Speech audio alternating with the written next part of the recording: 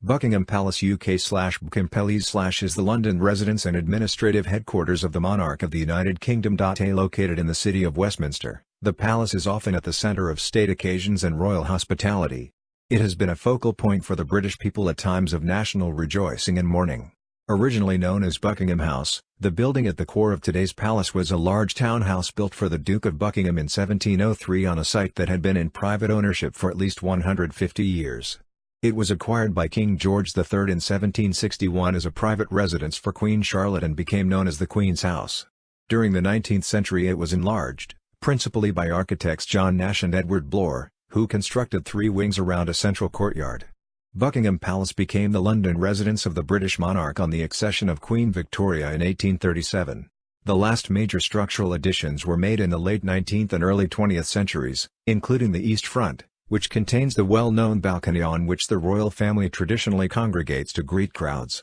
The palace chapel was destroyed by a German bomb during World War II. The Queen's Gallery was built on the site and opened to the public in 1962 to exhibit works of art from the royal collection. The original early 19th century interior designs, many of which survive, include widespread use of brightly colored scagliola and blue and pink lapis, on the advice of Sir Charles Long.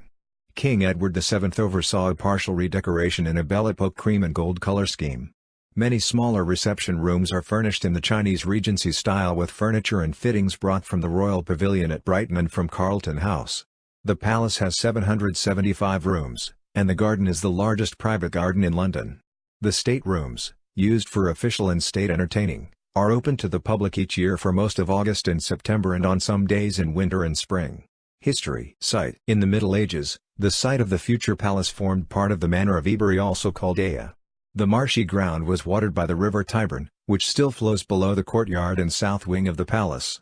Where the river was fordable at Cow Ford, the village of Icross grew. Ownership of the site changed hands many times. Owners included Edward the Confessor and his queen consort Edith of Wessex in late Saxon times, and, after the Norman conquest, William the Conqueror. William gave the site to Geoffrey de Mandeville, who bequeathed it to the monks of Westminster Abbey. In 1531, King Henry VIII acquired the Hospital of St. James, later St. James's Palace, from Eton College, and in 1536 he took the manor of Ebury from Westminster Abbey. These transfers brought the site of Buckingham Palace back into royal hands for the first time since William the Conqueror had given it away almost 500 years earlier. Various owners leased it from royal landlords and the freehold was the subject of frenzied speculation during the 17th century. By then, the old village of Icross had long since fallen into decay, and the area was mostly wasteland. Needing money, James I sold off part of the crown freehold but retained part of the site, on which he established a 4-acre 16,000 square meters mulberry garden for the production of silk. This is at the northwest corner of today's palace. Clement Walker in Anarchia Anglicana 1649 refers to new erected Sodoms and spintries at the mulberry garden at St. James's. This suggests it may have been a place of debauchery. Eventually, in the late 17th century, the freehold was inherited from the property tycoon Sir Hugh Audley by the great heiress Mary Davis. C. First houses on the site. Goring House. Possibly the first house erected within the site was that of a Sir William Blake, around 1624. The next owner was Lord Goring, who from 1633 extended Blake's house and developed much of today's garden, then known as Goring Great Garden. He did not, however, obtain the freehold interest in the mulberry garden. Unbeknown to Goring, in 1640 the document failed to pass the Great Seal before King Charles I fled London, which it needed to do for a legal execution. It was this critical omission that helped the British royal family regain the freehold under King George III. Arlington House. The improvident Goring defaulted on his rents. Henry Bennet, 1st Earl of Arlington, obtained the mansion and was occupying it, now known as Goring House, when it burned down in 1674. Arlington House rose on the site location of the southern wing of today's Palace the next year. In 1698, John Sheffield, later the 1st Duke of Buckingham and Normanby, acquired the lease. Buckingham House. The house which forms the architectural core of the palace was built for the 1st Duke of Buckingham and Normanby in 1703 to the design of William Wynd. The style chosen was of a large, 3-floored central block with 2 smaller flanking service wings. Buckingham House was eventually sold by Buckingham's natural son, Sir Charles Sheffield, in 1761 to George III for £21,000. Sheffield's leasehold on the Mulberry Garden site, the freehold of which was still owned by the royal family, was due to expire in 1774. From Queen's House to Palace. Under the new Crown ownership, the building was originally intended as a private retreat for King George III's wife, Queen Charlotte, and was accordingly known as the Queen's House. Remodeling of the structure began in 1762. In 1775, an Act of Parliament settled the property on Queen Charlotte, in exchange for her rights to Somerset House, and 14 of her 15 children were born there. Some furnishings were transferred from Carlton House, and others had been bought in France after the French Revolution of 1789. While St. James's Palace remained the official and ceremonial royal residence, the name Buckingham Palace was used from at least 1791. After his accession to the throne in 1820, King George IV continued the renovation with the idea in mind of a small, comfortable home. But while the work was in progress, in 1826, the king decided to modify the house into a palace, with the help of his architect John Nash. The external facade was designed keeping in mind the French neoclassical influence preferred by George IV. The cost of the renovations grew dramatically, and by 1829 the extravagance of Nash's designs resulted in his removal as architect. On the death of George IV in 1830, his younger brother King William IV hired Edward Blore to finish the work. After the destruction of the Palace of Westminster by fire in 1834, William considered converting the palace into the new Houses of Parliament. Home of the monarch, Buckingham Palace finally became the principal royal residence in 1837, on the accession of Queen Victoria, who was the first monarch to reside there. Her predecessor William IV had died before its completion. While the staterooms were a riot of gilt and color, the necessities of the new palace were somewhat less luxurious. For one thing, it was reported the chimneys smoked so much that the fires had to be allowed to die down, and consequently the court shivered in icy magnificence. Ventilation was so bad that the interior smelled, and when it was decided to install gas lamps, there was a serious worry about the buildup of gas on the lower floors. It was also said that staff were lax and lazy and the palace was dirty. Following the Queen's marriage in 1840, her husband, Prince Albert, concerned himself with a reorganization of the household offices and staff, and with the design faults of the palace. The problems were all rectified by the close of 1840. However, the builders were to return within the decade. By 1847, the couple had found the palace too small for court life and their growing family, and consequently the new wing, designed by Edward Blore, was built by Thomas Cubitt, enclosing the central quadrangle. The large east front, facing the Mall, is today the public face of Buckingham Palace, and contains the balcony from which the royal family acknowledged the crowds on momentous occasions and after the annual Trooping the Colour. The ballroom wing and a further suite of staterooms were also built in this period, designed by Nash's student Sir James Pennethorne. Before Prince Albert's death, the palace was frequently the scene of musical entertainments, and the greatest contemporary musicians entertained at Buckingham Palace. The composer Felix Mendelssohn is known to have played there on 3 occasions. Johann Strauss II and his orchestra played there when in England. Strauss's Alice Polka was first performed at the palace in 1849 in honor of the Queen's daughter, Princess Alice. Under Victoria, Buckingham Palace was frequently the scene of lavish costume balls, in addition to the usual royal ceremonies, investitures and presentations. Widowed in 1861, the grief-stricken Queen withdrew from public life and left Buckingham Palace to live at Windsor Castle, Balmoral Castle, and Osborne House. For many years the palace was seldom used, even neglected. In 1864, a note was found pinned to the fence of Buckingham Palace, saying these commanding premises to be let or sold, in consequence of the late occupants' declining business. Eventually, public opinion persuaded the Queen to return to London, though even then she preferred to live elsewhere whenever possible. Court functions were still held at Windsor Castle, presided over by the sombre Queen habitually dressed in mourning black, while Buckingham Palace remained shuttered for most of the year. Interior. The palace measures 108 meters 354 feet by 120 meters 390 feet, is 24 meters 79 feet high and contains over 77,000 square meters 830,000 square feet of floor space. The floor area is smaller than the Royal Palace of Madrid, the Papal Palace and Quirinal Palace in Rome, the Louvre in Paris, the Hofburg Palace in Vienna, and the Forbidden City. There are 775 rooms, including 188 staff bedrooms, 92 offices, 78 bathrooms, 52 principal bedrooms, and 19 staterooms. It also has a post office, cinema, swimming pool, doctor's surgery, and jeweler's workshop. The principal rooms are contained on the Piano Nobile behind the west-facing garden facade at the rear of the palace. The center of this ornate suite of staterooms is the music room, its large bow the dominant feature of the facade. Flanking the music room are the blue and the white drawing rooms. At the center of the suite, serving as a corridor to link the state rooms, is the picture gallery, which is top-lit and 55 yards 50 meters long.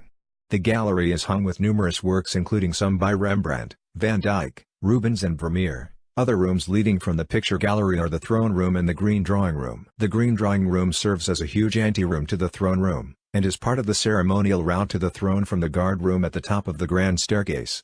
The guard room contains white marble statues of Queen Victoria and Prince Albert, in Roman costume, set in a tribune lined with tapestries.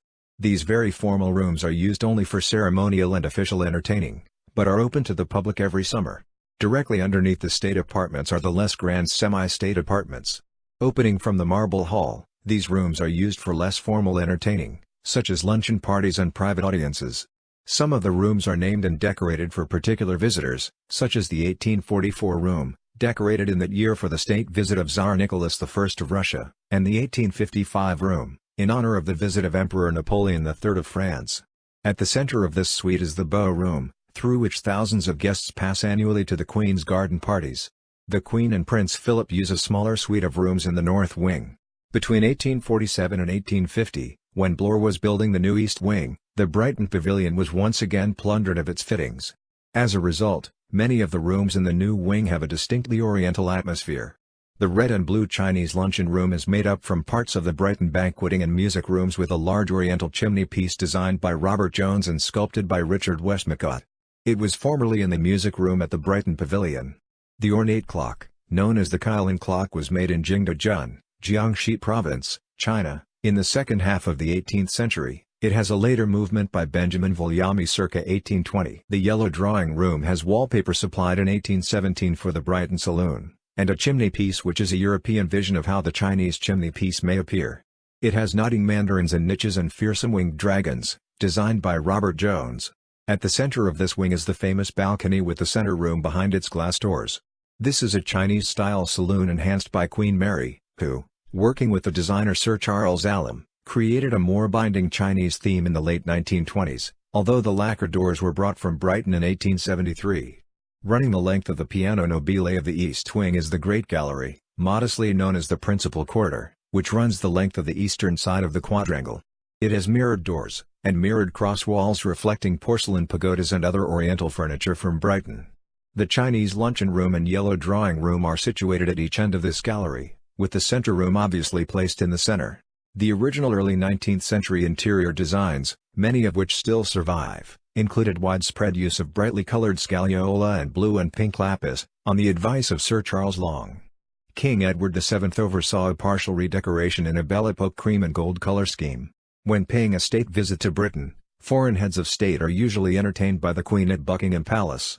They are allocated a large suite of rooms known as the Belgian Suite, situated at the foot of the Minister's Staircase, on the ground floor of the north-facing garden wing. The rooms of the suite are linked by narrow corridors. One of them is given extra height and perspective by saucer domes designed by Nash in the style of Soane. A second corridor in the suite is Gothic-influenced crossover vaulting. The Belgian rooms themselves were decorated in their present style and named after Prince Albert's uncle Leopold I, first King of the Belgians. In 1936, the suite briefly became the private apartments of the palace when they were occupied by King Edward VIII. Court ceremonies, investitures, which include the conferring of knighthoods by dubbing with a sword, and other awards take place in the palace's ballroom, built in 1854. At 36.6 meters 120 feet long, 18 meters 59 feet wide and 13.5 meters 44 feet high, it is the largest room in the palace. It has replaced the throne room in importance and use. During investitures, the Queen stands on the throne dais beneath a giant, domed velvet canopy, known as a shamiana or a baldaquin, that was used at the Delhi Durbar in 1911. A military band plays in the musicians' gallery as award recipients approach the Queen and receive their honors, watched by their families and friends. State banquets also take place in the ballroom. These formal dinners are held on the first evening of a state visit by a foreign head of state. On these occasions, for up to 170 guests in formal white tie and decorations, including tiaras, the dining table is laid with the grand service, a collection of silver gilt plate made in 1811 for the Prince of Wales, later George IV. The largest and most formal reception at Buckingham Palace takes place every November when the Queen entertains members of the diplomatic corps. On this grand occasion, all the state rooms are in use, as the royal family proceed through them, beginning at the great north doors of the picture gallery. As Nash had envisaged, all the large, double-mirrored doors stand open, reflecting the numerous crystal chandeliers and sconces, creating a deliberate optical illusion of space and light. Other ceremonies and functions. Smaller ceremonies such as the reception of new ambassadors take place in the 1844 room. Here too, the Queen holds small lunch parties, and often meetings of the Privy Council. Larger lunch parties often take place in the curved and domed music room, or the state dining room. Since the bombing of the Palace Chapel in World War II, royal christenings have sometimes taken place in the music room. The Queen's first 3 children were all baptized there. On all formal occasions, the ceremonies are attended by the yeomen of the guard in their historic uniforms, and other officers of the court such as the Lord Chamberlain. Former ceremonial at the palace. Court dress. Formerly, men not wearing military uniform wore knee breeches of an 18th-century design.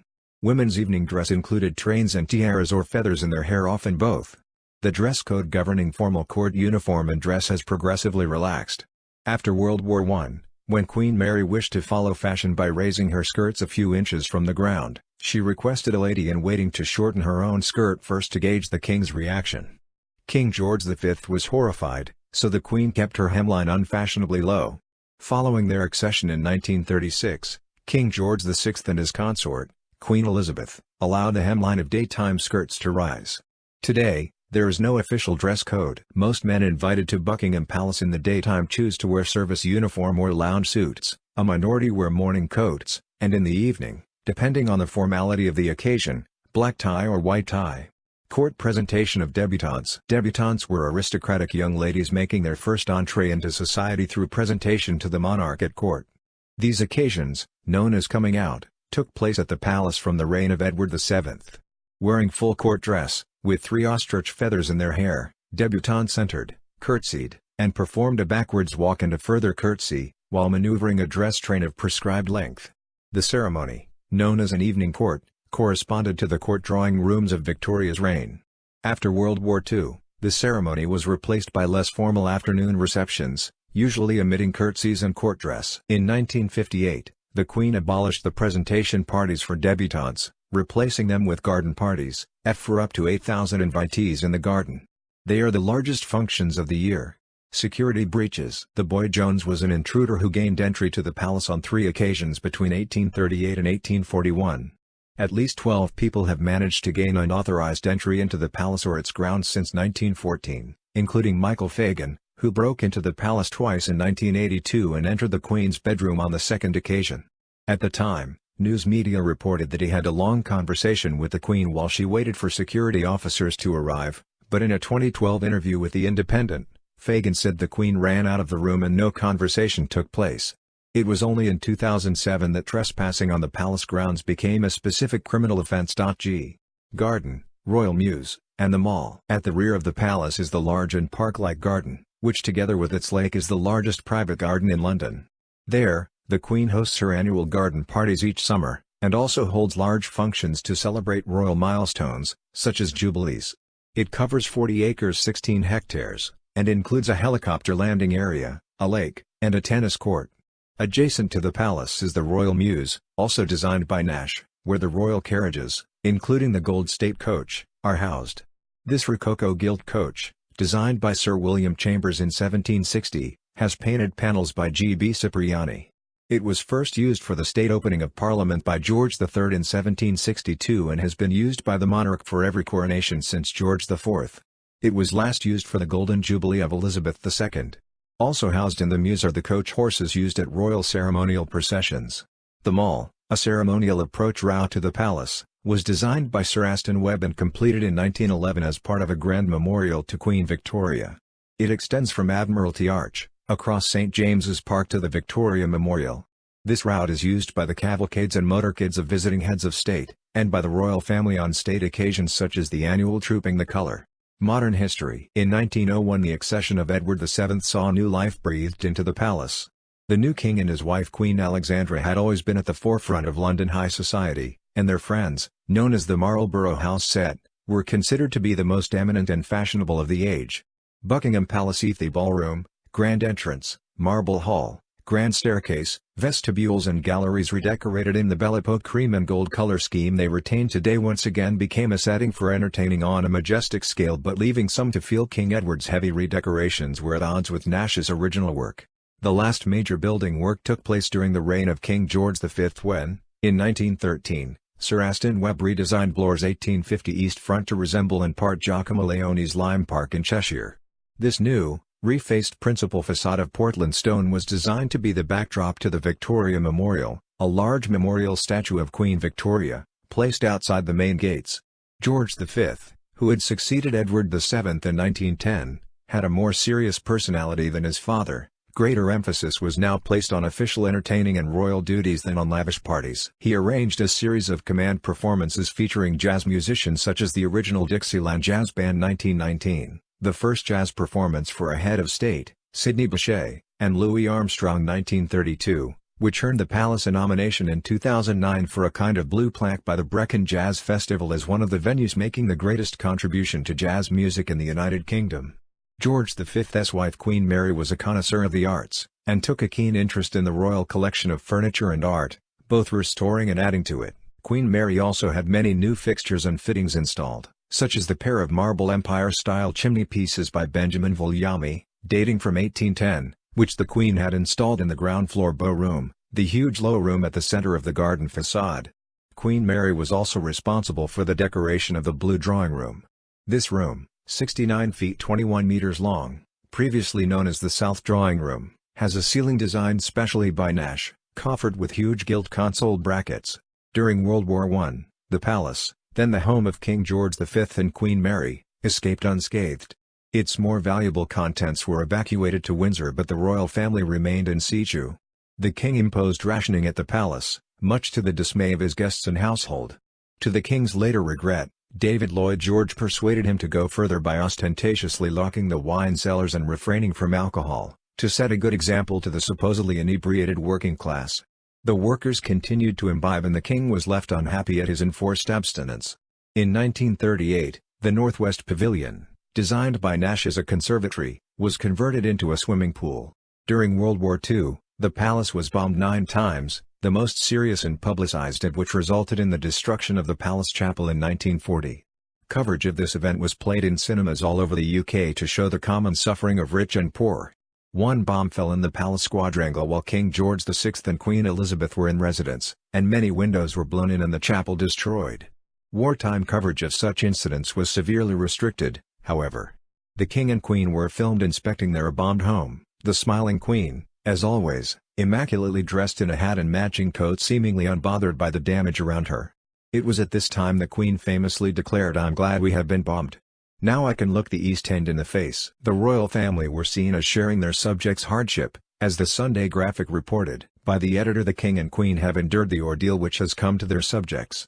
For the second time a German bomber has tried to bring death and destruction to the home of their majesties. When this war is over, the common danger which King George and Queen Elizabeth have shared with their people will be a cherished memory and an inspiration through the years. On September 15, 1940, known as the Battle of Britain Day, an RAF pilot, Ray Holmes of No. 504 Squadron RAF, rammed a German bomber he believed was going to bomb the palace. Holmes had run out of ammunition and made the quick decision to ram it. Holmes bailed out. Both aircraft crashed. In fact, the Dornier Do-17 bomber was empty. It had already been damaged, 2 of its crew had been killed and the remainder bailed out. Its pilot, Feldwebel Robert Zepp, landed, only to die later of wounds suffered during the attack. During the Dornier's descent, it somehow unloaded its bombs, one of which hit the palace. It then crashed into the forecourt of London Victoria Station. The bomber's engine was later exhibited at the Imperial War Museum in London. The British pilot became a king's messenger after the war, and died at the age of 90 in 2005. On V Day 8 May 1945, the palace was the center of British celebrations. The King, Queen, Princess Elizabeth the future Queen, and Princess Margaret appeared on the balcony, with the palace's blacked-out windows behind them, to the cheers from a vast crowd in the mall.